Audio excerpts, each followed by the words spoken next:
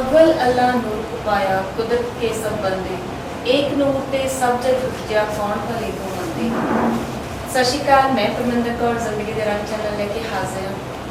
कहते हैं कि इंसानियत का जो स्नेह है वो बहुत लोग दिंदे ने पर ये अमल बहुत घट किया जाता है। तो अज असी एक अजिही शख्सियत नाल तुहानूं मिलाउण जा रहे हैं जिन्हां दी हमेशा कोशिश रहिंदी है कि इंसानियत का सुनेहा सब तक पहुँचाया जाए। तो ये ने सिख मुस्लिम सांझा फाउंडेशन के सरप्रस्त डॉक्टर नसीर अख्तर, तुहाडा बहुत बहुत स्वागत है जी। बहुत बहुत शुक्रिया। मैं बहुत थोड़ा धन्यवादी हाँ थोड़े चैनल का कि तुसीं अपने चैनल राही मैनूं ਸਰੋਤਿਆਂ ਦੇ रूबरू होने का मौका दिता। बहुत बहुत धन्यवाद जी। डॉक्टर साहब जे आपां शुरुआत करिए तो शुरुआती दौर के उपर सब तो पहला सवाल मेरा ये होएगा कि असल धर्म की परिभाषा की है तुहाडी नज़र दे विच? देखो, धर्म जिहड़ा हुंदा ना असल च ये संपूर्ण मुकम्मल जीवन व्यवस्था है जी। कंप्लीट वे ऑफ लाइफ जी। जिंदगी गुजारन का ढंग। लेकिन अज जिहड़ा देखिया जाता है धर्म ਉਹਨੂੰ पूजा पाठ ਨੂੰ कह दिता गया।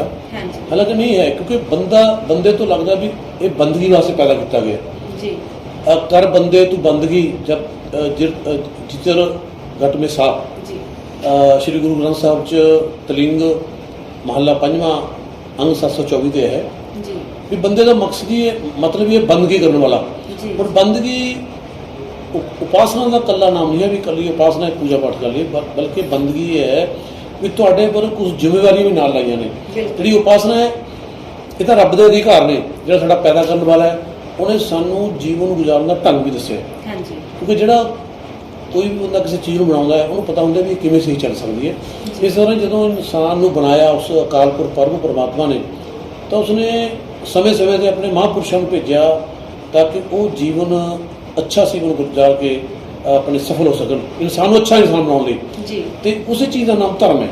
जी बंदगी है, बंदगी जिमें आम लोग अज रंदे ने उपासना या पूजा पाठ को, ये उपासना या पूजा पाठ बंदगी का एक अंश है, पूरी बंदगी नहीं है। पूरी बंदगी ये है भी तुहाडे तुसीं 24 घंटे किस तरह अपनी जी जीवन है वो अपने मालिक पैदा करने वाले की मर्जी के अनुसार गुजार सकते हैं। वो भी साढ़े पर कुछ जिम्मेदारी लाई जाती है, जिमें एक पति के नाते पत्नी के की हक ने या पत्नी के पति पर की हक ने, भरा के की हक ने, पिता के पुत्र के पिता के, ये साढ़े अधिकार ने जो समाज असीं रहने हैं। इन्हां सारियां दी पूर्ति करते हुए उस रब की उपासना करते हुए जीवन गुजारना असल ये धर्म है। जी जी। जदों भी कोई एक बच्चा जन्म लैंदा है तो वो सिर्फ एक इंसान हुंदा है, वो किसी धर्म का या किसी जात पात का नहीं हुंदा। ते इन्हां जात पात धर्मां दे विच वंडण दी लोड़ ही क्यों पई? देखो, तुमने बड़ा अच्छा सवाल किया है। मैं आपसे कहना बहुत सौखा है हिंदू या मुसलमान होना जी। पर बहुत औखा है आदमी का इंसान होना जी जी। संसार च जन्म लैन वाला हर नवजन्म बच्चा इंसान बन के पैदा होता है तो उसका धर्म इंसानियत होता है, मगर वो घर के माहौल अनुसार वो हिंदू मुसलमान सिख ईसाई आदि बन जाता है। हुण इत्थे वो फिर गल आउंदी है जिस विच इंसानियत नहीं वो इंसान नहीं, जिहड़ा इंसान नहीं वो धार्मिक नहीं हो सकता जी। क्योंकि जो इंसानियत है वो धर्म के सिलेबस का पहला पार्ट है। जिमें अगर कोई बंदा BA पास किए बिना ये कहे मैं MA पास हाँ तो उन्होंने MA पास नहीं MA पास कहा जाऊगा। बिल्कुल इसी तरह ही अगर कोई इंसान बने बिना ही धार्मिक होने का दावा करता है तो वह एवं का धार्मिक है। हाँ, तुसीं कहा भी धर्म की की जरूरत पई। देखो, अगर धर्म नहीं है तो इंसान बेसिकली एक जानवर है, प्राणी है, ये भी प्राणी है। इनू धर्म दी हद्दां ने वो इनू बनदी दसदियां ने, सीमा दसदी है। जो जानवर है कोई सीमा नहीं होंगी, जिथे मर्जी जावे, जिथे मर्जी खावे, जिथे मर्जी मूँह मार ले, है ना, जिहदे नाल चलाया जाए। लेकिन जो धर्म है फिर उन्होंने दसदा भी नहीं तेरियां सीमावां ने, तेरियां हद्दावां ने। क्योंकि सब तो बैस्ट क्रिएशन जी दुनिया जिन्नियां क्रिएशन ने क्रिएटर दियां सब तो बैस्ट क्रिएशन इंसान है। और संसार च जिन्नियां चीज़ां पैदा की गई ने वो सारियां सारियां इंसान वास्ते पैदा की गई ने। इंसान को इन्हां सारी चीज़ां सरदार बनाया तो इंसान को अकाल पुरख परम परमात्मा ने अपने लिए पैदा किया है। ठीक है नी, इसलिए धर्म की जरूरत इस करके पई है कि जातां पातां जिहड़ियां हैगियां ये तो एक पहचान वास्ते है। कुरान शरीफ जी एक सूरत है अल हुजुरात आयत नंबर 13, या अय्युहन नासु इन्ना खलकनाकुम मिन ज़कारिन व उन्सा। इस रब का फरमान है कि हे लोगों, हे इंसानों, असीं तुहानूं सारिआं नूं एक आदमी ते एक औरत पैदा किया है। दूजे शब्दों में साढ़े सारे के मुढ़ले माँ बाप एक ने। इसलिए संसार के सारे लोग चाहे किसी भी धर्म कौम या इलाके नाल संबंध रखते हैं ਉਹ ਆਪਸ ਵਿੱਚ ਭਰਾ ਭਰਾ ਨੇ, ਠੀਕ ਹੈ ਨੀ। ਔਰ ਗੁਰਬਾਣੀ ਨੇ ਵੀ ਇਹੀ ਕਿਹਾ ਦਸਮ ਗ੍ਰੰਥ ਅਕਾਲ ਉਸਤਤ ਚ ਅੰਗ 17 ਤੇ ਮਾਨਸ ਕੀ ਜਾਤ ਸਭੇ ਕੇ ਪਹਿਚਾਨ।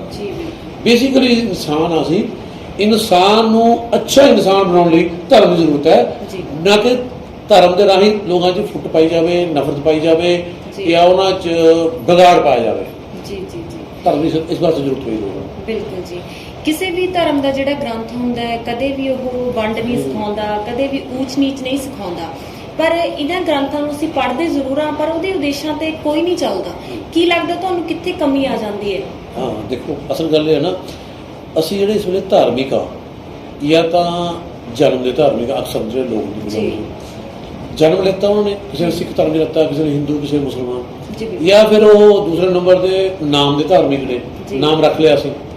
ਤੀਸਰੇ ਨੰਬਰ ਦੇ ਉਹ ਪਹਿਰਾਵੇ ਦੇ ਧਾਰਮਿਕ ਨੇ, ਜਦ ਕਿ ਧਰਮ ਤਨ ਦਾ ਵਿਸ਼ਾ ਹੈ ਹੀ ਨਹੀਂ। ਧਰਮ ਜਿਹੜਾ ਤਨ ਦਾ ਵਿਸ਼ਾ ਨਹੀਂ ਹੈ, ਇਹਦਾ ਮਨ ਦਾ ਵਿਸ਼ਾ ਹੈ, ਸੋਚ ਦਾ ਵਿਸ਼ਾ ਹੈ। ਉਹ ਸੋਚ ਥੋੜੀ ਜਦ ਬਦਲੂਗੀ ਜਦੋਂ ਤੁਸੀਂ ਧਰਮ ਦੇ ਆਪਣੇ ਧਰਮ ਦੇ ਧਰਮ ਗ੍ਰੰਥ ਨੂੰ ਪੜ੍ਹੋਗੇ ਨਹੀਂ, ਬਲਕਿ ਉਹਨੂੰ ਵਿਚਾਰੋਗੇ। ਜਦੋਂ ਤੁਸੀਂ ਕਿਸੇ ਚੀਜ਼ ਤੇ ਪੜ੍ਹ ਕੇ ਵਿਚਾਰ ਨਹੀਂ ਕਰਦੇ ਤਾਂ ਤੁਸੀਂ ਉਹਦੀਆਂ ਸਿੱਖਿਆਵਾਂ ਨੂੰ ਸਮਝ ਨਹੀਂ ਸਕਦੇ। ਵੈਸੇ ਤਾਂ ਅੱਜ ਮੈਂ ਦੇਖਿਆ ਵੀ ਕਿਸੇ ਧਰਮ ਦੇ ਵੀ ਬੰਦੇ ਉਹ ਆਪਣੇ ਧਰਮ ਗ੍ਰੰਥ ਨੂੰ ਦੇਖਦੇ। ਸਾਡਾ ਹਾਲ ਤਾਂ ਇਹ ਹੈ, ਇੱਕ ਬੱਚੇ ਨੇ ਸਕੂਲ 'ਚ ਐਡਮਿਸ਼ਨ ਵੀ ਲੈ ਲਈ ਤੇ ਸਕੂਲ ਦੀ ਬਿਲਡਿੰਗ ਵੀ ਅੱਛੀ ਸੀ ਤੇ ਸਕੂਲ ਦੀ ਯੂਨੀਫਾਰਮ ਵੀ ਅੱਛੀ ਸੀ, ਪਰ ਜੇ ਸਕੂਲ 'ਚ ਪੜ੍ਹਾਈ ਨਹੀਂ ਹੈ ਤਾਂ ਬੱਚੇ ਪਾਸ ਨਹੀਂ ਹੋਣੇ। ਉਹੀ ਸਾਡਾ ਹਾਲ ਹੈ।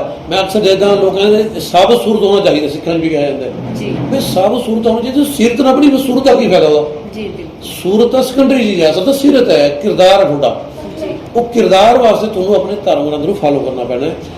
ਤੁਸੀਂ ਦੇਖੋ ਵੀ ਮੈਂ ਅਕਸਰ ਸਿੱਖ ਨੌਜਵਾਨਾਂ ਨੂੰ ਮਿਲਦਾ ਜਾਂ ਮੁਸਲਿਮ ਨੂੰ ਮਿਲਦਾ, ਮੁਸਲਿਮ 'ਚ ਕੁਰਾਨ ਪੜ੍ਹਦੇ ਨੇ ਅਰਬੀ 'ਚ ਫਾਰਸੀ, ਉਹ ਰੱਟਣ ਵਾਲੀ ਗੱਲ ਹੈ, ਲੇਕਿਨ ਉਹਦੇ ਅਰਥ ਨਹੀਂ ਦੇਖੇ ਜਾਂਦੇ, ਉਹ ਕਹਿੰਦਾ ਕੀ ਹੈ। ਇਸ ਲਈ ਗੁਰਬਾਣੀ ਦੇਖਦੇ ਹਾਂ, ਮੈਂ ਬਹੁਤ ਘੱਟ ਲੋਕ ਪੜ੍ਹਦੇ ਨੇ, ਨਾ ਬਰਾਬਰੀ ਹੈ। ਤੇ ਉਹਦੇ ਨਾਲ ਕੀ ਹੈ, ਜੋ ਧਰਮ ਚਾਹੁੰਦਾ ਸੀ ਇਨਸਾਨਾਂ ਦਾ ਉਹ ਕਰੈਕਟਰ, ਉਹ ਕਿਰਦਾਰ ਨਹੀਂ ਬਣ ਰਿਹਾ। ਔਰ ਜਿਹੜੀ ਹਿੰਦੁਸਤਾਨ 'ਚ ਇਸ ਵੇਲੇ, ਵੈਸੇ ਤਾਂ ਆਮ ਤੌਰ 'ਤੇ ਦੁਨੀਆ, ਸਾਰੀ ਦੁਨੀਆ 'ਚ, ਇੰਡੀਆ 'ਚ ਖਾਸ ਤੌਰ 'ਤੇ ਸਾਡੇ ਅੰਦਰ ਝਗੜੇ ਫਸਾਦ ਦਾ ਇੱਕੋ ਇੱਕ ਕਾਰਨ ਹੈ ਕਿ ਅਸੀਂ ਪਹਿਰਾਵੇ ਦੇ ਧਾਰਮਿਕ ਹਾਂ। ਕਿਉਂਕਿ ਧਰਮ ਜੋੜਦਾ ਹੁੰਦਾ, ਤੋੜਦਾ ਨਹੀਂ ਹੈ। ਧਰਮ ਪਿਆਰ ਸਿਖਾਉਂਦਾ, ਨਫ਼ਰਤ ਨਹੀਂ ਸਿਖਾਉਂਦਾ। ਜੇ ਕੋਈ ਤੁਹਾਡੇ ਅੰਦਰ ਚੀਜ਼ ਤੋੜ ਪੈਦਾ ਕਰ ਰਹੀ ਹੈ, ਤੁਹਾਡੇ ਅੰਦਰ ਨਫ਼ਰਤ ਪਾ ਰਹੀ ਹੈ, ਤਾਂ ਉਹ ਅਧਰਮ ਹੈ, ਅਧਰਮ ਹੈ, ਅਧਰਮ ਹੈ, ਧਰਮ ਦੇ ਭੇਸ 'ਚ ਹੈ। ਛੋਟਾ ਜਦੋਂ ਬੱਚਾ ਹੁੰਦਾ ਹੈ, ਕਹਿੰਦੇ ਨੇ ਕਿ ਉਹਦਾ ਪਹਿਲਾ ਜਿਹੜਾ ਸਕੂਲ ਹੁੰਦਾ ਉਹਦੇ ਮਾਂ-ਬਾਪ ਹੁੰਦੇ ਨੇ, ਤੇ ਫਿਰ ਉਹ ਸਕੂਲ ਦੇ ਵਿੱਚ ਜਾ ਕੇ ਸਿੱਖਦਾ ਹੈ। ਪਰ ਕਮੀ ਇੱਥੇ ਹੀ ਆ ਜਾਂਦੀ ਹੈ ਕਿ ਉਹਨਾਂ ਬੱਚਿਆਂ ਨੂੰ ਨਾ ਤਾਂ ਕੁਝ ਸਿਖਾਇਆ ਜਾਂਦਾ ਹੈ ਤੇ ਨਾ ਉਹਨਾਂ ਉਦੇਸ਼ਾਂ ਤੇ ਚੱਲਣਾ ਸਿਖਾਇਆ ਜਾਂਦਾ ਹੈ। ਤੇ ਇੱਥੇ ਗਲਤੀ ਅਸੀਂ ਮਾਂ-ਬਾਪ ਦੀ ਸਮਝੀਏ ਜਾਂ ਕਿਸ ਤਰ੍ਹਾਂ ਦੀਆਂ ਅਸੀਂ ਗਲਤੀਆਂ ਕਰਦੇ ਹਾਂ? ਮੈਂ ਤਕਰੀਬਨ 1.5 ਸਾਲ ਤੋਂ ਇਹਦੇ ਪਰ ਸਟੱਡੀ ਕਰ ਰਿਹਾ। ਮੈंने ਬਹੁਤ ਸਾਰੇ ਬੱਚਿਆਂ ਦੀ ਇੰਟਰਵਿਊ ਦਿੱਤੀਆਂ, ਜਿਹੜੇ ਸਾਡੇ ਪੰਜਾਬ 'ਚ ਨਸ਼ਿਆਂ ਵੱਲ ਧੱਕੇ ਦਿੱਤਾ ਗਿਆ। ਬਹੁਤ ਸਾਰੇ ਮੈंने ਪਿਤਾ ਜਿਹੜੇ ਸੀਗੇ ਉਹਨਾਂ ਦੀ ਦੁਕਾਨਾਂ ਪਰ ਜਾ ਕੇ ਹੋਟਲ ਲੁਕੇ ਉਹਨਾਂ ਦੀ ਇੰਟਰਵਿਊ ਦਿੱਤੀਆਂ। ਬਹੁਤ ਸਾਰੇ ਲੇਡੀਜ਼ ਨੂੰ ਮਿਲਿਆ ਮੈਂ, ਤੇ ਸਕੂਲਾਂ 'ਚ ਵੀ ਗਿਆ। ਦੇਖੋ, ਜਿਹੜੀ ਅਸਲ 'ਚ ਪਹਿਲਾ ਜਿਹੜਾ ਮਦਰਸਾ ਸਕੂਲ ਹੈ ਉਹ ਮਾਂ ਦੀ ਗੋਦ ਹੁੰਦੀ ਹੈ। ਜਿਹੜਾ ਬੱਚੇ ਨੇ ਬਣਨਾ ਵਿਗੜਨਾ ਉਹ ਮਾਂ ਦੀ ਗੋਦ ਹੈ। ਹੁਣ ਜੇ ਮੇਰੀ ਜੇਬ 'ਚ 100 ਰੁਪਏ ਹੈ ਤਾਂ ਹੀ ਮੈਂ ਕਿਸੇ ਨੂੰ 20 ਰੁਪਏ ਦਊਂਗਾ, ਜੇ ਮੇਰੀ ਜੇਬ ਵੀ ਖਾਲੀ ਹੈ ਮੈਂ ਕਿਸੇ ਨੂੰ ਕੀ ਦਊਂਗਾ? ਅੱਜ ਮਾਵਾਂ ਦੀ ਉਹ ਗੋਦ ਹੀ ਨਹੀਂ ਰਹੀ ਜਿੱਥੇ ਬੱਚਿਆਂ ਦੀ ਤਰਬੀਅਤ ਹੁੰਦੀ, ਜਿੱਥੇ ਇਸੇ ਮਾਂ ਦੀ ਗੋਦ 'ਚ ਪੀਰ ਪੈਗੰਬਰ ਪੈਦਾ ਹੋਏ, ਇਸੇ ਮਾਂ ਦੀ ਗੋਦ 'ਚ ਗੁਰੂ ਪੈਦਾ ਹੋਏ, ਇਸੇ ਮਾਂ ਦੀ ਗੋਦ 'ਚ ਬੜੇ ਬੜੇ ਸਕਾਲਰ ਔਰ ਸਾਇੰਟਿਸਟ ਪੈਦਾ ਹੋਏ। ਇਹਦਾ ਮਤਲਬ ਇਹ ਹੈ ਵੀ ਜਦੋਂ ਨਾ ਇੱਕ ਡਾਈ ਬਦਲ ਜਾਂਦੀ ਹੈ, ਉਹ ਜਿਹੜੀ ਉਹਦੀ ਪ੍ਰੋਡਕਸ਼ਨ ਹੋਊਗੀ ਉਹਦੇ 'ਚ ਝੂਠ ਆਊਗੀ।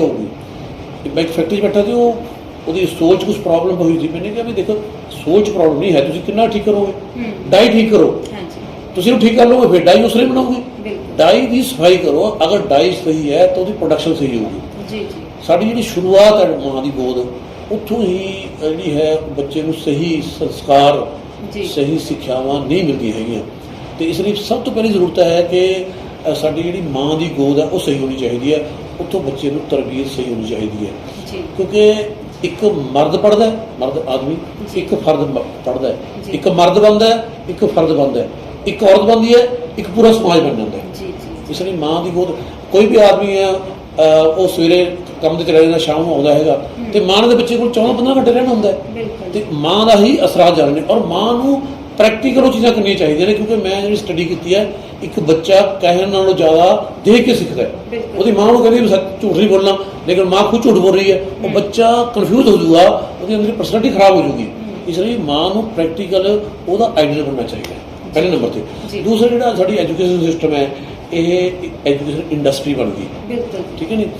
कल मेरा परसों प्रोग्राम थी जगरावा, एक पद्रकाली मंदिर च एक प्रोग्राम थी एनवायरनमेंट ते और सेव एनवायरनमेंट सेव वाटर। उत्थे फादर मिले मैंने क्रिश्चियन, ਉਹਦੇ दस रहे थे कि मैं 3 जमातां पढ़िया हुआ, लेकिन मैं बाइबल उर्दू च पढ़ना, अज 10 पढ़िया उर्दू पढ़ सकदा, क्योंकि अज स्कूल च जिहड़ा है स्कूल च वो जिहड़ी चीज़ खत्म हो गई, ये एजुकेशन इंडस्ट्री बन गई। दो पासे प्रॉब्लम आई है जी जी। ਤੇ ਆਏ ਦਿਨ ਅਸੀਂ ਦੇਖਦੇ ਹਾਂ, ਚਾਹੇ ਮੁਸਲਿਮ ਸਮਾਜ ਦੇ ਵਿੱਚ ਹੋਵੇ, ਚਾਹੇ ਸਿੱਖਾਂ ਦੇ ਹੋਵੇ, ਬੇਅਦਬੀਆਂ ਹੁੰਦੀਆਂ ਤੇ ਇੱਕ ਦੂਸਰੇ ਤੇ ਇਲਜ਼ਾਮ ਲਗਾਏ ਜਾਂਦੇ ਨੇ। ਇਹ ਚੀਜ਼ਾਂ ਕਿਉਂ ਸ਼ੁਰੂ ਹੁੰਦੀਆਂ ਨੇ, ਕਿੱਥੋਂ ਸ਼ੁਰੂ ਹੁੰਦੀਆਂ ਨੇ, ਕਿਹਦੇ ਦਿਮਾਗ ਦੀ ਇਹ ਪੈਦਾਵਾਰ ਹੁੰਦੀ ਹੈ? ਦੇਖੋ ਉਹੀ ਜਿਹੜੀ ਪਹਿਲਾਂ ਆਪਣੀ ਗੱਲ ਹੋਈ ਹੈ, ਅਸੀਂ ਜਿਹੜੇ ਧਾਰਮਿਕ ਆ ਨਾ, ਅਸੀਂ ਨਾ ਤਾਂ ਇਨਸਾਨ ਆ ਜੀ, ਨਾ ਅਸੀਂ ਧਾਰਮਿਕ ਆ।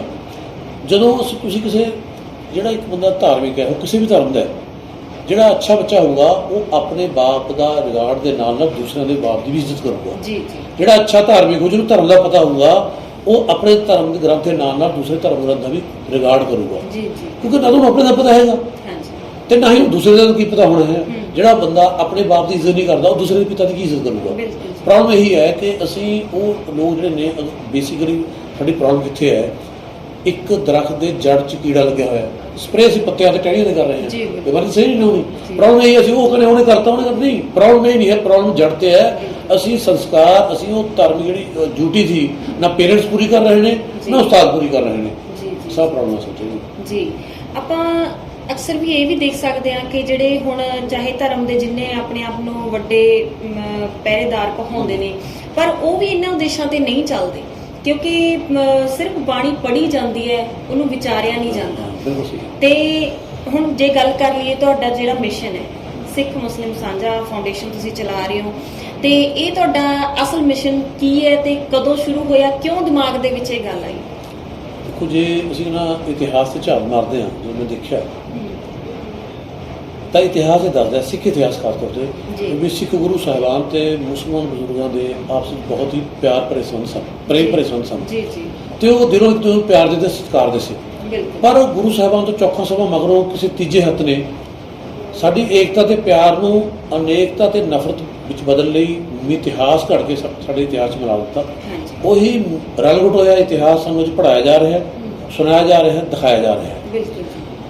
ਜੇ ਅਸੀਂ ਇਸ ਤੋਂ ਪਿੱਛੇ ਜਾਈਏ, ਅੰਗਰੇਜ਼ਾਂ ਦੇ ਦੌਰ 'ਚ ਇੱਕ ਸੱਚਾਈ ਹੈ ਕਿ ਅੰਗਰੇਜ਼ਾਂ ਨੇ ਭਾਰਤ 'ਤੇ ਰਾਜ ਕਰਦੇ ਸਮੇਂ ਜੋ ਇਤਿਹਾਸ ਤਿਆਰ ਕਰਵਾਇਆ, ਉਸ ਵਿੱਚ ਇਤਿਹਾਸਿਕ ਸੱਚਾਈਆਂ ਨੂੰ ਦਰਜ ਕਰਨ ਦੀ ਥਾਂ ਆਪਣੇ ਸਿਆਸੀ ਹਿੱਤਾਂ ਨੂੰ ਵਧੇਰੇ ਮੁੱਖ ਰੱਖਿਆ ਤੇ ਦੁਸ਼ਭਾਵਨਾਵਾਂ ਤੋਂ ਪ੍ਰੇਰਿਤ ਮਨ ਘੜਤ ਇਤਿਹਾਸਿਕ ਘਟਨਾਵਾਂ ਭਰਿਆ ਇਤਿਹਾਸ ਤਿਆਰ ਕਰਵਾਇਆ, ਤਾਂ ਕਿ ਭਾਰਤੀਆਂ ਦੀ ਤੇ ਵਿਸ਼ੇਸ਼ ਕਰ ਸਿੱਖ ਮੁਸਲਿਮ ਏਕਤਾ ਨੂੰ ਅਨੇਕਤਾ ਵਿੱਚ ਬਦਲਿਆ ਜਾ ਸਕੇ, ਜੋ ਕਿ ਉਹਨਾਂ ਦੇ ਰਾਜ ਲਈ ਹਾਨੀਕਾਰਕ ਸੀ। ਕਿਉਂਕਿ ਭਾਰਤ ਜਿਹੜਾ ਹੈ ਵੱਖ-ਵੱਖ ਜਾਤੀਆਂ ਦਾ ਦੇਸ਼ ਸੀ, ਪਰ ਸਿੱਖ ਤੇ ਮੁਸਲਮਾਨ ਦੋ ਅਜਿਹੀਆਂ ਦਲੇਰ ਕੌਮਾਂ ਸੀ ਜਿਨ੍ਹਾਂ ਦੀ ਏਕਤਾ ਤੇ ਮਿਲਾਪ ਅੰਗਰੇਜ਼ ਰਾਜ ਦੀਆਂ ਜੜ੍ਹਾਂ ਨੂੰ ਛੇਤੀ ਹੀ ਖੋਖਲਾ ਕਰਨ ਦਾ ਕਾਰਨ ਬਣ ਸਕਦਾ ਸੀ।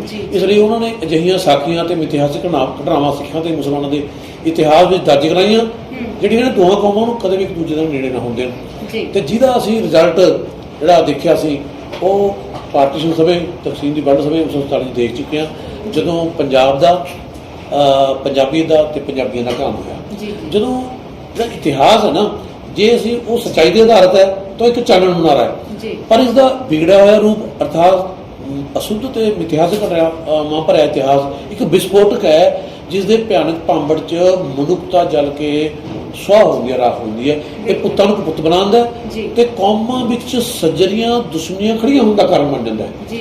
ਇਸੇ ਮਕਸਦ ਨੂੰ ਮੁੱਖ ਰੱਖ ਕੇ ਕਿ ਜੋ ਘਟਨਾ 47 'ਚ ਪਾਰਟੀਸ਼ਨ ਵੇਲੇ ਜਦੋਂ ਸਾਡੇ ਪੰਜਾਬੀਆਂ ਦਾ ਘਾਣ ਹੋਇਆ, ਦੋਵਾਂ ਪਾਸੇ 10 ਤੋਂ ਲੈ ਕੇ 12 ਲੱਖ ਤੱਕ ਲੋਕ ਮਾਰੇ ਗਏ, ਬੇਗੁਨਾਹ ਲੋਕ ਮਾਰੇ ਗਏ, ਅਜਿਹੀ ਘਟਨਾ ਫਿਰ ਤੋਂ ਨਾ ਵਾਪਰੇ, ਇਸੇ ਮਕਸਦ ਨੂੰ ਮੁੱਖ ਰੱਖ ਕੇ ਇਹ ਸਿੱਖ ਮੁਸਲਿਮ ਸਾਂਝਾਂ ਦਾ ਗਠਨ ਕੀਤਾ ਗਿਆ ਸੀ, ਤਾਂ ਕਿ ਸਾਡੇ ਵਿਚਕਾਰ ਉਹੀ ਪਿਆਰ ਜਿਹੜਾ ਧੰਨ ਸ਼੍ਰੀ ਗੁਰੂ ਨਾਨਕ ਸਾਹਿਬ ਤੇ ਭਾਈ ਮਰਦਾਨੇ ਵਿਚਕਾਰ ਸੀ, ਉਹ ਪਿਆਰ ਜਿਹੜਾ ਪੰਜਵੀਂ ਪਾਤਸ਼ਾਹੀ ਸ਼੍ਰੀ ਗੁਰੂ ਅਰਜਨ ਦੇਵ ਜੀ ਤੇ ਸੂਫੀ ਮੀਆਂ ਮੀਰ ਵਿਚਕਾਰ ਸੀ, ਉਹ ਪਿਆਰ ਜਿਹੜਾ ਦਸਮ ਗੁਰੂ ਸ਼੍ਰੀ ਗੁਰੂ ਗੋਬਿੰਦ ਸਿੰਘ ਜੀ, ਪੀਰ ਬੁੱਧੂ ਸ਼ਾਹ, ਕੋਟਰਾ ਨਿਹੰਗ ਖਾਂ, ਗਨੀ ਖਾਂ, ਨਬੀ ਖਾਂ ਆਦਿ ਹੋਰਾਂ ਵਿਚਕਾਰ ਸੀ, ਉਹ ਪਿਆਰ ਫਿਰ ਤੋਂ ਲੌਟ ਆਵੇ। ਔਰ ਉਹ ਜਿਹੜੇ ਭੈੜੇ ਲੋਕ ਨੇ ਜਿਨ੍ਹਾਂ ਨੇ ਸਾਡੇ ਦੋਹਾਂ ਦੇ ਦੁਸ਼ਮਣ ਨੇ, ਜਿਨ੍ਹਾਂ ਨੇ ਸਾਰਾ ਇਹ ਕਾਰਾ ਕੀਤਾ ਹੈ, ਉਹਨਾਂ ਨੂੰ ਇਹਦਾ ਇੱਕ ਕਰਾਰਾ ਜਵਾਬ ਦੇ ਦਿੱਤਾ ਜਾਵੇ। ਬਿਲਕੁਲ।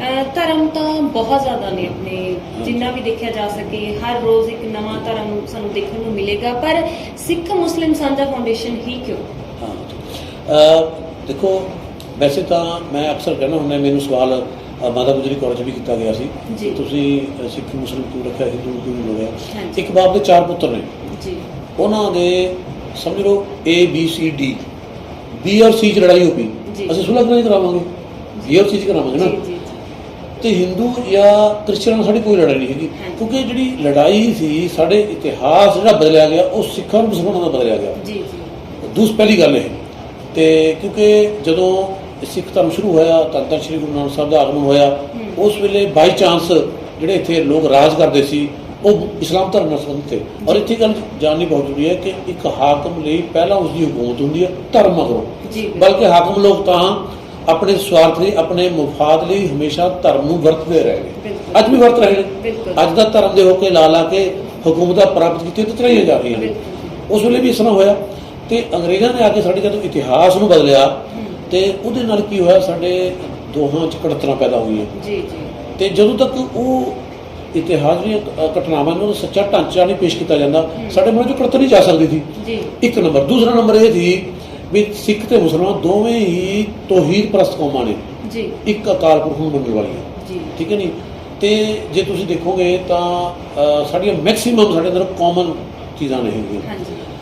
ਅਸੀਂ ਦੇਖਦੇ ਹਾਂ ਜਦੋਂ ਪਿੱਛੇ ਜੇ ਦੋ ਬਿਲਕੁਲ ਵਿਰੋਧੀ ਪਾਰਟੀਆਂ, ਜਿਹੜੀਆਂ ਬਿਲਕੁਲ ਵਿਰੋਧੀ ਪਾਰਟੀਆਂ ਨੇ, ਸ਼ਿਵ ਸੈਨਾ ਤੇ ਕਾਂਗਰਸ, ਮਿਨੀਮਮ ਕਾਮਨ ਪ੍ਰੋਗਰਾਮ ਤੇ ਇਕੱਠੀਆਂ ਹੋ ਕੇ ਮਹਾਰਾਸ਼ਟਰ ਸਰਕਾਰ ਬਣਾ ਸਕਦੀਆਂ ਨੇ, ਤੇ ਸਿੱਖਾਂ ਤੇ ਮੁਸਲਮਾਨਾਂ ਦਾ ਮੈਕਸੀਮਮ ਕਾਮਨ ਪ੍ਰੋਗਰਾਮ ਨੇ। ਦੋਵੇਂ ਇੱਕ ਰੱਬ ਨੂੰ ਮੰਨਣ ਵਾਲੇ ਨੇ, ਦੋਵੇਂ ਇਨਸਾਨੀ ਦੀ ਗੱਲ ਕਰਦੇ ਨੇ, ਦੋਵੇਂ ਦਸਵੰਧ ਕੱਢਣ ਦੀ ਗੱਲ ਕਰਦੇ ਨੇ, ਹੈ ਨਾ। ਤੇ ਦੋਵੇਂ ਹੀ ਅਮਲਾਂ ਦੇ ਆਧਾਰ ਤੇ ਉੱਚ ਨੀਚ ਦੀ ਗੱਲ ਕਰਦੇ ਨੇ, ਚੜ੍ਹਨ ਦੇ ਆਧਾਰ ਤੇ ਨਹੀਂ ਕਰਦੇ ਹੈਗੇ। ਤੇ ਫਿਰ ਸਾਡੇ ਤਾਂ ਬਹੁਤ ਸਾਰੀਆਂ ਕਾਮਨ ਚੀਜ਼ਾਂ ਨੇ। ਔਰ ਜੇ ਤੁਸੀਂ ਦੇਖਿਆ ਜਾਵੇ ਤਾਂ ਸਿੱਖੀ ਦੇ ਬਾਨੀ, ਸਿੱਖੀ ਦੇ ਮੋਢੀ ਪਹਿਲੀ ਪਾਤਸ਼ਾਹੀ ਧੰਨ ਧੰਨ ਸ਼੍ਰੀ ਗੁਰੂ ਨਾਨਕ ਸਾਹਿਬ ਨੂੰ ਗੁੜਤੀ ਹੀ ਇੱਕ ਮੁਸਲਮਾਨ ਦਾਈ ਦੌਲਤ ਨੇ ਦਿੱਤੀ ਸੀ। ਸਾਡੀਆਂ ਤਾਂ ਉਹ ਸਾਂਝਾਂ ਨੇ ਜਿਹਨਾਂ ਨੂੰ ਲੋਕ ਕਹਿੰਦੇ ਨੇ ਨਾ ਵੀ ਨੌਂ ਨਾਲ ਮਾਸ ਵੱਖ ਨਹੀਂ ਕੀਤਾ ਜਾਂਦਾ, ਨੌਂ ਨਾਲੋਂ ਮਾਸ ਵੱਖ ਕੀਤਾ ਜਾ ਸਕਦਾ ਹੈ, ਪਰ ਸਰੀਰ ਨਾਲੋਂ ਆਤਮਾ ਨੂੰ ਵੱਖ ਨਹੀਂ ਕੀਤਾ ਜਾ ਸਕਦਾ। ਸਿੱਖਾਂ ਤੇ ਮੁਸਲਮਾਨਾਂ ਦੀ ਸਾਂਝ ਆ ਤਾਂ ਉਹ ਸਰੀਰ ਨਾਲ ਆਤਮਾ ਬਣੀ ਹੈ। ਇਸ ਲਈ ਪਹਿਲੀ ਤਾਂ ਇਹਦਾ ਵੀ ਸਾਡੇ ਇਤਿਹਾਸ ਜਿਹੜੀ ਰੈਲੇਵੈਂਟ ਹੋਈ ਸੀ, ਅਸੀਂ ਉਹ ਇਤਿਹਾਸ ਨੂੰ ਸਹੀ ਲੈ ਕੇ ਆਉਣਾ ਚਾਹੁੰਦੇ ਸੀਗੇ। ਦੂਸਰੀ ਇਹ ਕਿ ਸਾਡੀ ਜਿਹੜੀ ਸਾਂਝ ਹੈ ਉਹ ਧੰਨ ਧੰਨ ਸ਼੍ਰੀ ਗੁਰੂ ਨਾਨਕ ਸਾਹਿਬ ਦੀ ਸਮੇਂ ਤੋਂ ਹੀ ਕਾਇਮ ਕੀਤੀ ਗਈ ਸੀ, ਔਰ ਦੋਹਾਂ ਦੀ ਜੜ ਇੱਕ ਹੈ। ਜਿਹੜਾ ਮੁੱਢਲਾ ਵਿਸ਼ਵਾਸ ਜਿਹਨੂੰ ਕਿਹਾ ਜਾਂਦਾ, ਬੁਨਿਆਦੀ ਕਿਹਦਾ ਇੱਕ ਹੈ, ਅਕਾਲ ਪੁਰਖ ਦੀ ਏਕਤਾ। ਸਾਹਿਬ ਮੇਰਾ ਏਕੋ ਹੈ, ਏਕੋ ਹੈ ਭਾਈ ਏਕੋ ਹੈ। ਸ਼੍ਰੀ ਗੁਰੂ ਗ੍ਰੰਥ ਸਾਹਿਬ ਆਸਾ ਮਹੱਲਾ ਪਹਿਲਾ ਅੰਗ 350 ਤੇ, ਸਾਹਿਬ ਮੇਰਾ ਏਕੋ ਹੈ ਅਵਰ ਨਹੀਂ ਭਾਈ, ਆਸਾ ਮਹੱਲਾ ਪਹਿਲਾ ਅੰਗ 420। ਅੱਲਾਹ ਪਾਕ ਹੈ ਸ਼ੱਕਰ ਜੇ ਦੂਸਰ ਹੋਏ ਅੰਗ 720। ਇਹ ਸਾਰਾ ਭਰਿਆ ਪਿਆ ਸ਼੍ਰੀ ਗੁਰੂ ਗ੍ਰੰਥ ਸਾਹਿਬ ਇੱਕ ਅਕਾਲ ਪੁਰਖ ਦੀ। ਇਸਲਾਮ ਦੀ ਜਿਹੜੀ ਬੁਨਿਆਦ ਹੈ ਉਹ ਵੀ ਅਕਾਲ ਪੁਰਖ ਦੀ ਏਕਤਾ ਹੈ। ਕੀ ਤੁਹਾਨੂੰ ਡਾਕਟਰ ਸਾਹਿਬ ਲੱਗਦਾ ਕਿ ਇਨਸਾਨ ਨੇ ਆਪਣੇ ਜਿਹੜੇ ਗਲਤ ਮਕਸਦ ਜਿਹੜੇ ਨੇ ਉਹ ਪਾਉਣ ਦੇ ਲਈ ਇਹਨਾਂ ਧਰਮਾਂ ਤੇ ਜਾਤਾਂ ਦੇ ਵਿੱਚ ਫੁੱਟ ਪਾ ਕੇ ਇਨਸਾਨੀਅਤ ਦੇ ਵਿੱਚ ਫੁੱਟ ਪਾ ਰਹੇ ਨੇ? ਹਾਂ ਬਿਲਕੁਲ। ਦੇਖੋ, ਕੋਈ ਵੀ ਕੌਮ ਸਾਰੀ ਚੰਗੀ ਨਹੀਂ ਹੁੰਦੀ, ਸਾਰੀ ਬੁਰੀ ਨਹੀਂ ਹੁੰਦੀ। ਹਰ ਕੌਮ ਵਿੱਚ ਚੰਗੇ ਮੰਦੇ, ਸਿਆਣੇ ਮੂਰਖ, ਵਿਦਵਾਨ ਅਨਪੜ੍ਹ, ਗਰੀਬ ਅਮੀਰ, ਨੇਕ ਤੇ ਬੁਰੇ ਆਦਮੀ ਹੁੰਦੇ ਨੇ। ਇੱਕ ਆਦਮੀ ਦੀ ਬੁਰਾਈ ਤੋਂ ਸਾਰੀ ਕੌਮ ਬੁਰੀ ਨਹੀਂ ਹੋ ਸਕਦੀ, ਇੱਕ ਆਦਮੀ ਦੀ ਨੇਕੀ ਤੋਂ ਸਾਰੀ ਕੌਮ ਨੇਕ ਨਹੀਂ ਹੋ ਸਕਦੀ। ਲੇਕਿਨ ਇੱਥੇ ਸਾਡੇ ਧਾਰਮਿਕ ਆਗੂਆਂ ਦੀ ਜਾਂ ਪੇਰੈਂਟਸ ਦੀ ਸਾਡੇ ਬੜੀ ਜ਼ਿੰਮੇਵਾਰੀ ਬਣਦੀ ਹੈ ਕਿ ਅਸੀਂ ਬੱਚੇ ਨੂੰ ਇਨਸਾਨ ਬਣਾਈਏ ਔਰ ਉਹਨੂੰ ਧਰਮ ਦੀ ਸਹੀ ਸਿੱਖਿਆ ਦਈਏ। ਦੇਖੋ, ਜੇ ਮੈਂ ਕਹਿੰਦਾ, ਮੈਂ ਅਕਸਰ ਮੈंने ਆਪਣੇ ਲੈਕਚਰ 'ਚ ਕਿਹਾ ਵੀ ਅਗਰ 47 'ਚ ਸਿੱਖ ਗੁਰਬਾਣੀ ਨਾਲ ਜੁੜੇ ਹੁੰਦੇ ਔਰ ਮੁਸਲਮਾਨ ਕੁਰਾਨ ਸ਼ਰੀਫ ਨਾਲ ਜੁੜੇ ਹੁੰਦੇ ਤਾਂ ਐਡਾ ਬੜਾ ਕਹਾਣੀ ਹੋਣਾ ਸੀ। ਕਿਉਂਕਿ ਕੁਰਾਨ ਸ਼ਰੀਫ 'ਚ ਇੱਕ ਚੈਪਟਰ ਹੈ ਅਲ ਮਾਇਦਾ, ਆਇਤ ਨੰਬਰ 32, अन्नहु मन कतरा नफ्सन बिगैर नफ्सिन औ फसादिन फिल अर्दि फकान्नमा कतरा नफ्सा जमीआ। जिसने किसी निर्दोष जान का कत्ल किया, सिख मुसलमान की गल नहीं, किसी निर्दोष इंसान की हत्या की, उन्हें सारे इंसान की हत्या कर दी। इसलिए निर्दोष की हत्या करने वाला सब कुछ हो सकता है पर मुसलमान नहीं हो सकता। पर जो 47 होते निर्दोष थे, उन्हें तो पता भी था। उधर सिखा का कत्ल होया, इधर मुसलमान का कत्ल होया, तो उन्होंने की कसूर किया? ठीक है नहीं। अगर इस तरह गुरु नानक साहब की बाणी है भी जिसने किसी निर्दोष की हत्या की उन्होंने इन्ने वर्ष नरक सड़ना पऊगा जिन्ने ਉਹਦੇ बाल ने। ਜਿਹਦੇ ਸਾਹਮਣੇ ਗੁਰੂ ਨਾਨਕ ਸਾਹਿਬ ਦੀ ਸਿੱਖਿਆ ਹੋਊਗੀ ਉਹ ਕਦ ਕਿਸੇ ਦੀ ਕਰ ਸਕਦੇ। ਇਹ ਅਸਲ 'ਚ ਜ਼ਰੂਰੀ ਇਹੀ ਹੈ ਵੀ ਨਾ ਸਿੱਖ ਸਹੀ ਤਰ੍ਹਾਂ ਗੁਰਬਾਣੀ ਨਾਲ ਜੁੜੇ ਹੋਏ ਨੇ, ਉਹਦੇ ਪਰ ਵਿਚਾਰ ਕੀਤਾ ਹੈਗਾ। ਜੇ ਪੜ੍ਹਿਆ ਤਾਂ ਰਸਮਨ ਪੜ੍ਹ ਲਿਆ, ਜੀ ਤੇ ਨਾ ਹੀ ਮੁਸਲਮਾਨਾਂ ਨੇ ਕੁਰਾਨ ਸ਼ਰੀਫ ਨੂੰ ਸਮਝਿਆ ਹੈ ਤੇ ਵਿਚਾਰਿਆ ਹੈ। ਜੀ ਜੀ ਜੀ ਅਕਸਰ ਅਸੀਂ ਸੋਸ਼ਲ ਮੀਡੀਆ ਤੇ ਵੀ ਤੁਹਾਡੀਆਂ ਵੀਡੀਓਜ਼ ਦੇਖਦੇ ਹਾਂ ਜਦੋਂ ਵੀ, ਤਾਂ ਜ਼ਿਆਦਾਤਰ ਸਵਾਲ ਇਹੀ ਹੁੰਦੇ ਨੇ ਸਰੋਤਿਆਂ ਦੇ ਕਿ ਤੁਸੀਂ ਇੰਨੀ ਨੌਲੇਜ ਕਿਸ ਤਰ੍ਹਾਂ ਮਤਲਬ ਪ੍ਰਾਪਤ ਕੀਤੀ, ਕਿਉਂ ਕੀਤੀ, ਜਾਂ ਮਤਲਬ ਇੰਨਾ ਪਿਆਰ ਕਿਸ ਤਰ੍ਹਾਂ ਪਿਆ ਗੁਰੂ ਗ੍ਰੰਥ ਸਾਹਿਬ ਨਾਲ। ਜਿਵੇਂ ਤੁਹਾਡੇ ਆਪਣੇ ਧਰਮ ਦੀ ਤਾਂ ਤੁਹਾਨੂੰ ਨੌਲੇਜ ਹੋਣੀ ਹੈ, ਤੇ ਗੁਰੂ ਗ੍ਰੰਥ ਸਾਹਿਬ ਦੀ ਇੰਨੀ ਨੌਲੇਜ ਹੈ ਨਾ, ਇੰਨੀ ਜਾਣਕਾਰੀ ਕਿਸ ਤਰ੍ਹਾਂ ਤੁਸੀਂ ਦੇਖੋ ਕੀਤੀ ਹੈ? ਪਾਣੀ ਹੈ ਨਾ ਜੀ ਪਾਣੀ ਨੂੰ ਇੱਕ ਬੰਦਾ ਜਲ ਕੇ ਪੀ ਰਿਹਾ, ਇੱਕ ਵਾਟਰ ਕੇ ਪੀ ਰਿਹਾ, ਜੀ ਤੇ ਫਿਰ ਜਿਹਨੂੰ ਪਤਾ ਵੀ ਇਹ ਪਾਣੀ ਨੂੰ ਹੀ ਜਲ ਕੇ ਪੀ ਰਿਹਾ ਹੈ ਤਾਂ ਵਾਟਰ ਕਹਿਣ ਵਾਲੇ ਨੂੰ ਕੋਈ ਤਕਲੀਫ ਨਹੀਂ ਹੋਊ, ਤਾਂ ਅੱਗੋਂ ਮੇਰਾ ਹੀ ਹੈ ਨਾ। ਜੀ ਜੀ ਫਿਰ ਜਦ ਮੈਂ ਗੁਰੂ ਗ੍ਰੰਥ ਸਾਹਿਬ ਨੂੰ ਦੇਖਿਆ, ਗੁਰੂ ਗ੍ਰੰਥ ਸਾਹਿਬ ਦੀ ਜਿੱਥੋਂ ਸ਼ੁਰੂਆਤ ਹੁੰਦੀ ਹੈ ਮੂਲ ਮੰਤਰ ਤੋਂ, ਇੱਕ ਓਂਕਾਰ ਸਤਿਨਾਮ ਕਰਤਾ ਪੁਰਖ ਨਿਰਭਉ ਨਿਰਵੈਰ ਅਕਾਲ ਮੂਰਤ ਅਜੂਨੀ ਸਾਹਿਬ ਅੰਗ ਗੁਰ ਪ੍ਰਸਾਦ, ਮੈਨੂੰ ਇਹ ਲੱਗਦਾ ਹੈ ਵੀ ਇਹ ਕੁਰਾਨ ਸ਼ਰੀਫ ਦੀਆਂ ਜਿਹੜੀਆਂ ਆਇਤਾਂ ਨੇ, ਜਿਹੜੀਆਂ ਪੰਕਤੀਆਂ ਨੇ, ਵਰਸਸ ਨੇ, ਉਹਨਾਂ ਦਾ ਇਹ ਪੰਜਾਬੀ ਵਰਜ਼ਨ ਹੈ। ਜੀ ਠੀਕ ਹੈ ਨੀ। ਇਸਲਾਮ ਦੀ ਸ਼ੁਰੂਆਤ ਹੁੰਦੀ ਹੈ ਲਾ ਇਲਾਹਾ ਇਲਾ ਤੋਂ ਹੁੰਦੀ ਹੈ, ਯਾਨੀ ਕਿ ਇੱਕ ਰੱਬ ਤੋਂ ਇਲਾਵਾ ਕੋਈ ਪੂਜਾ ਦੇ ਯੋਗ ਨਹੀਂ। ਜੀ ਤੇ 1977 ਚ ਸਤੰਬਰ ਚ ਇੱਕ ਸਾਲਾ ਨਿਕਲਦਾ ਉੱਥੋਂ ਜੀਵਨ ਪ੍ਰਤੀ ਚੰਡੀਗੜ੍ਹ ਤੋਂ, ਉਹਦੇ ਵਿੱਚ ਸੁਖਨਾਪ ਸਿੰਘ ਇੱਕ ਸਿੱਖ ਰਾਈਟਰ ਲਿਖਦੇ ਨੇ ਜੀ ਕਿ ਜਿਹੜਾ ਵਿਸ਼ਵ ਦਾ ਪ੍ਰਸਿੱਧ ਵਿਦਵਾਨ ਹੋਇਆ ਹੈ, ਅੰਗਰੇਜ਼ ਵਿਦਵਾਨ ਮਿਸਟਰ ਮੈਕਾਲਿਫ, ਜੀ ਜਿਹੜਾ ਉਹਨੇ ਇਹਦਾ ਅਰਥ ਕੀਤਾ ਹੈ ਇੱਕ ਓਂਕਾਰ ਦਾ, ਉਹ ਇਹ ਕੀਤਾ there is no other but one God. ਇਸ ਤਰ੍ਹਾਂ ਨਾਲ ਇਹ ਲਾ ਇਲਾਹਾ ਇल्लल्लाह ਦਾ ਹੀ ਲਫ਼ਜ਼ੀ ਤਰਜਮਾ ਹੈ, ਸ਼ਬਦੀ ਅਨੁਵਾਦ ਹੈ। ਫਰਕ ਕਿੱਥੇ ਹੋਇਆ ਫਿਰ? ਜੀ ਜੀ ਠੀਕ ਹੈ ਨਾ। ਇੱਕ ਹੋਰ ਸਿੱਖ ਪ੍ਰਸਿੱਧ ਵਿਦਵਾਨ ਹੋਏ ਨੇ ਸਰਦਾਰ ਗੁਰਬੀਰ ਸਿੰਘ ਜੀ ਐਡਵੋਕੇਟ, ਉਹਨਾਂ ਦੀ ਕਿਤਾਬ ਹੈ ਇੱਕ ਇਸਲਾਮ ਐਂਡ ਸਿੱਖੀਜ਼ਮ, ਜੀ ਉਹਦੇ ਪੰਨਾ ਨੰਬਰ 11 ਤੇ ਲਿਖਦੇ ਨੇ if we make a comparative study of glorious Quran with the teachings of Guru Nanak as contained in Shri Guru Granth Sahib, we notice the basic truths presented by each are the same. ਜੇ ਅਸੀਂ ਕੁਰਾਨ ਸ਼ਰੀਫ ਦੀਆਂ ਸਿੱਖਿਆਵਾਂ ਨਾਲ ਧੰਨ ਸ਼੍ਰੀ ਗੁਰੂ ਨਾਨਕ ਸਾਹਿਬ ਦੀ ਉਹਨਾਂ ਸਿੱਖਿਆਵਾਂ ਦੀ ਤੁਲਨਾ ਕਰੀਏ ਜਿਹੜੀਆਂ ਸ਼੍ਰੀ ਗੁਰੂ ਗ੍ਰੰਥ ਸਾਹਿਬ 'ਚ ਪਾਈਆਂ ਜਾਂਦੀਆਂ ਨੇ, ਤਾਂ ਇਹ ਸੱਚਾਈ, ਇਹ ਹਕੀਕਤ ਖੁੱਲ੍ਹ ਕੇ ਸਾਡੇ ਸਾਹਮਣੇ ਆ ਜਾਂਦੀ ਹੈ ਕਿ ਉਹ ਬੁਨਿਆਦੀ ਸੱਚਾਈਆਂ, ਉਹ ਮੁੱਢਲੀਆਂ ਸੱਚਾਈਆਂ ਜਿਹੜੀਆਂ ਦੋਹਾਂ 'ਚ ਪੇਸ਼ ਕੀਤੀਆਂ ਗਈਆਂ ਨੇ, ਇੱਕ ਹੀ ਨੇ। ਜੀ ਠੀਕ ਹੈ ਨਾ। ਤੇ ਇਸੇ ਕਿਤਾਬ ਦੇ ਪੰਨਾ ਨੰਬਰ 13 ਤੇ ਐਡਵੋਕੇਟ ਸਾਹਿਬ ਲਿਖਦੇ ਨੇ the word ਇੱਕ Onkar which is the very first word in Japji Sahib expresses two ideas, that of singleness and that of unity. He is one without an equal and he is also an indivisible unit, the only God. ਜੀ ਜੀ Islam says La ilaha illallah, that is there is no God but He. Sikhism says the same.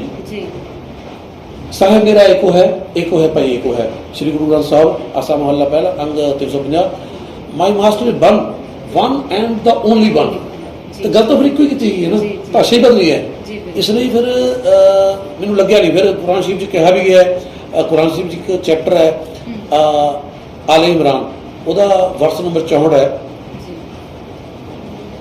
ਯਾ ਅਯੁਹੱਲਾ ਦੀ ਨਾ ਯਾ ਅਯੁਹਲ ਇਨਸਾਨ ਨੂੰ, ਇੱਕ ਉਹਦੇ ਅਰਥ ਇਹ ਹੈ ਵੀ ਤੁਸੀਂ ਇਹਨਾਂ ਕਿਤਾਬ ਵਾਲਿਆਂ ਨੂੰ ਕਹੋ ਜਿਨ੍ਹਾਂ ਦੇ ਵਿੱਚ ਜਿਹੜੀ ਕਿਤਾਬ ਵਾਲੇ ਜਿਹੜੇ ਕਿਤਾਬ ਰੱਖਦੇ ਨੇ, ਗ੍ਰੰਥ ਹੈ ਜਿਨ੍ਹਾਂ ਕੋਲ, ਔਰ ਜਿਨ੍ਹਾਂ ਕੋਲ ਇੱਕ ਰੱਬ ਦੀ ਗੱਲ ਕੀਤੀ ਗਈ ਹੈ, ਆਓ ਅਸੀਂ ਉਸ ਗੱਲ ਤੇ ਇਕੱਠੇ ਹੋਈਏ ਜਿਹੜੀ ਤੁਹਾਡੇ ਵਿਚਕਾਰ ਤੇ ਸਾਡੇ ਵਿਚਕਾਰ ਸਾਂਝੀ ਹੈ।